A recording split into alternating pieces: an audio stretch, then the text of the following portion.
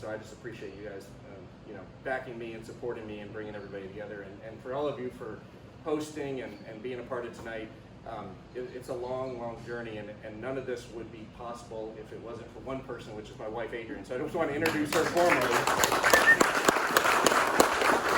And it was a long, long, long time ago where I had, it's years and years ago, before I was even thinking about running, and I had several people that asked me would I consider it, and I shrugged them off several times, and other colleagues and friends of mine like Hugh Nystrom ran, and I just supported them. I went back to work.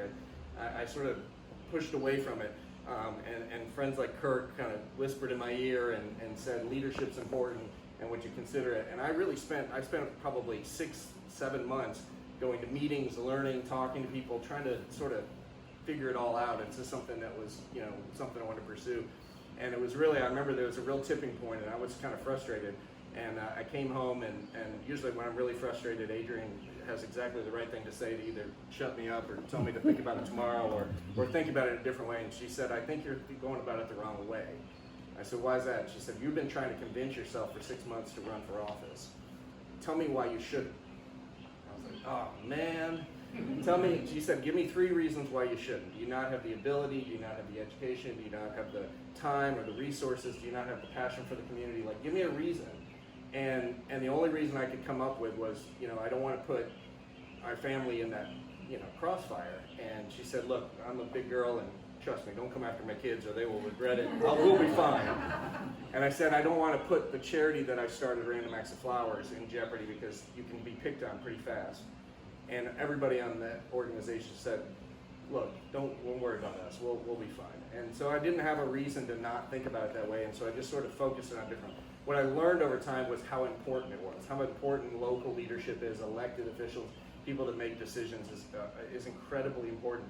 And it just sort of overnight switched to, yeah, I think I can help. And that's really all I've ever really wanted to do. I honestly, I still love about 80% of being an elected official, and I'm hoping that carries through for re-election and anything beyond. But it goes back to just wanting to be helpful. I've almost died twice. Okay, once in college, as a stupid college kid that decided to run the Little River at 3 times flood stage in an old Army canoe because that'd be fun, and almost drowned with a buddy of mine. But you're 21, you're invincible, and a career in film and television production, and sort of the rise of all that we did in our entertainment industry careers. And then at age 33, I think it's 33, I had a near fatal accident. We talked about that tonight.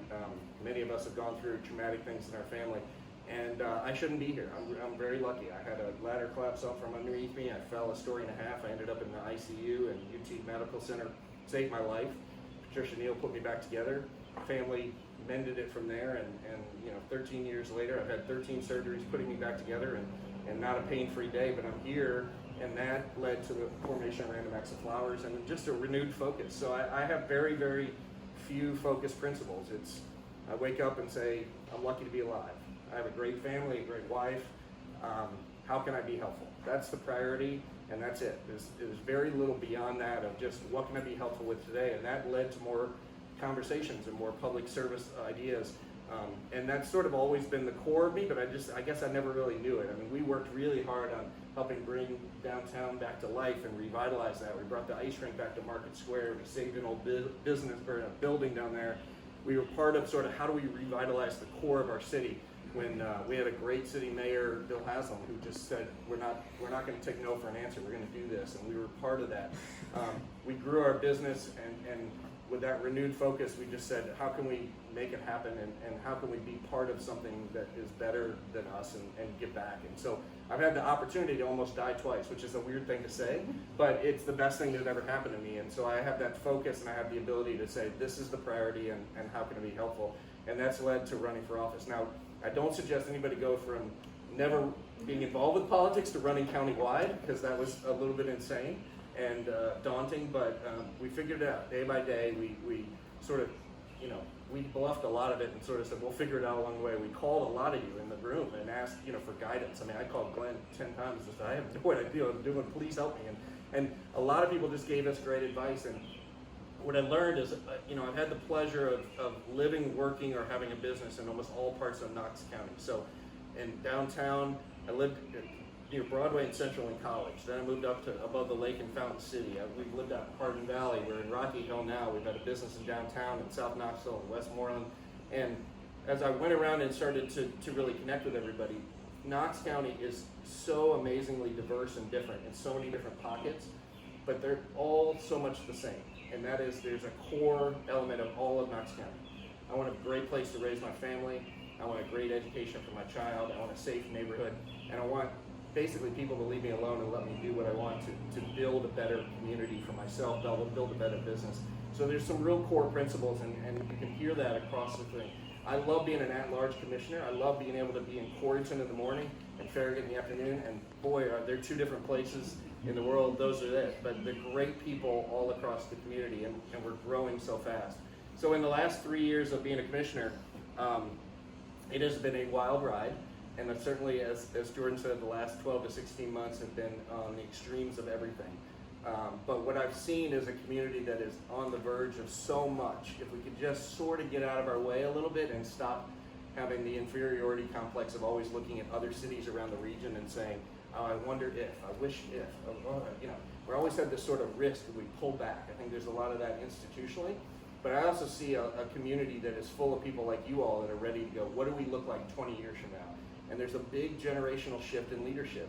We're not looking back and wondering about those fights 30, 40 years ago and who made who mad at whatever pancake breakfast. It's what are we going to look like 20 or 30 years from now? It's amazing to see the city, the county, some of the leadership starting to actually dream about what could we be, because they're finally realizing, we're like the awkward teenager that's finally realizing, hey, we're pretty cool. And we've got a lot of elements, and maybe people want to date us a little bit more, and they're coming to our community.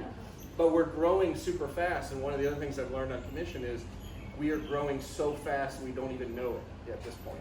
I mean, you've got builders who can't build houses fast enough. You've got storage units that are filling up as fast as possible. You've got other people building businesses. And Knox County Planning estimates 100 to 200,000 more people will come to Knox County in the next 10 to 20 years. That's unbelievable. But why are they coming here? Coming here for our quality of life. They're coming here because it's a wonderful place to live. It's a low quality or low cost of living, and there's great opportunity. And so my goal as commissioner is to do nothing more than deliver rational, thoughtful leadership. And I don't ever lie to anyone. I don't ever promise anyone something I can't deliver on. I don't make stuff up if I don't know the answer. I just try to sort of identify what is the issue, how can we solve it, is there a resolve, take it a step by step by step. Now that doesn't always work all the time, and it sometimes gets caught up in the politics of politics and the sort of commodity of outrage of the day. But I think it's really important, and I think the decisions we make are really, really important for this generation and the next, and that I hope that I can be somebody that can sort of help be part of what does that vision look like 20 or 30 years from now. So at the end of the day, I really love public service. I love helping solve problems. Sometimes it's really small, and you think it's trivial to you, but it's that constituent's biggest issue. Sometimes it's really big, and there's days I come home and I'm like, you know what, Adrian, I did good today. I helped this woman with this problem, and it meant something. And then some days I come in and I'm like, oh my God, I'm out of here. I can't do this anymore because what in the heck? Everybody's screaming and yelling and going crazy. But at the end of the day, Adrian always says one thing: breathe, go to bed, think about it tomorrow, don't send any texts or emails at midnight, relax. And the next day gives a little bit of perspective, and I get a chance to reach out to people in the community and say, what do you think? Can you give me some advice? I've made a lot of mistakes. I'm bound to make some more, but I try to own them really fast. I try to make up for them. And I try to call on people and say, what do you think? Susan, Wes, all of you, you guys are on the short dial list, but we're like, what do I do? How do I do this? But that's what the community's about. I always remember that our governor Haslam said that Knoxville is a metropolitan town. And that's it. We're a town, we're a community. I'm thrilled to serve and be part of the solution. I'm also thrilled to try to run for re-election, and it's a year away from now, but it's a long marathon. And hopefully if you'll have me and vote for me and support me, and I can get another couple 100,000 people across Knox County do the same, then I'll serve again as your county commissioner at large and see if I can help be helpful. That's pretty much it. But I'd love to answer any questions if there's specific issues. At the end of the day, Adrian and I are just ready to roll up our sleeves and get to work. So, thank you.